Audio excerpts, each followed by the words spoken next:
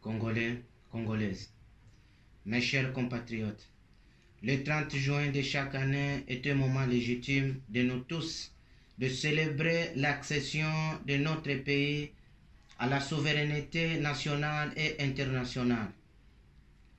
C'est aussi l'occasion de visiter le chemin que nous avons parcouru ensemble, de prendre la mesure des défis au plan politique, économique et social.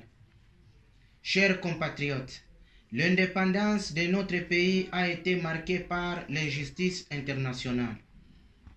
Notre fondateur, émérite Patrice Lumumba, est arrivé à concrétiser l'inspiration de notre peuple.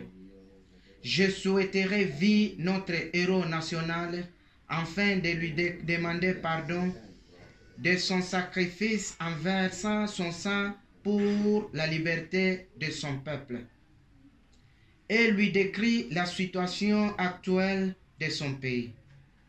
Notre héros national, depuis que vous étiez mort, le complot contre votre pays n'a jamais été cessé.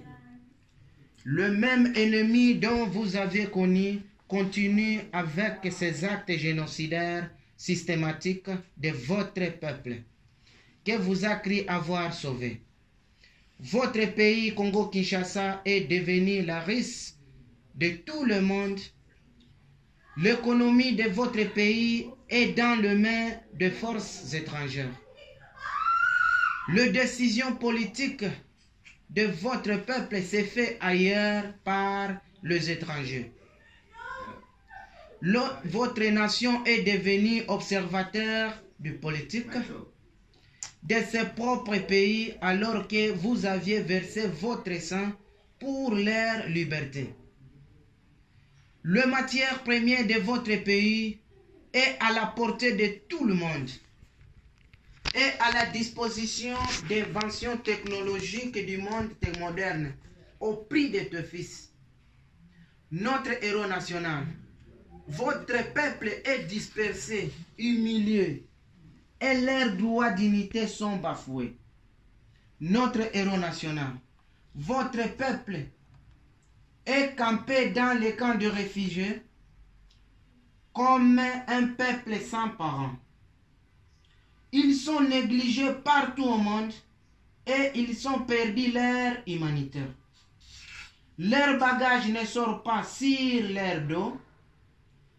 L'amélioration sociale des Congolais reste comme un rêve. La corruption n'est plus un péché. Le système éducatif fut détruit. Votre peuple devient un peuple inconsidérable au monde, avec une jeunesse inconsciente. Notre héros national, voici la situation actuelle de notre pays. J'espérais de te voir afin de vous demander pardon d'avoir mouru pour rien, car votre pays reste dans l'occupation sans idée du développement et reste comme un cabaret de tous les pays du monde. Vive la jeunesse congolaise, vive la RDC, que Dieu bénisse la RDC. Je dis et je vous remercie.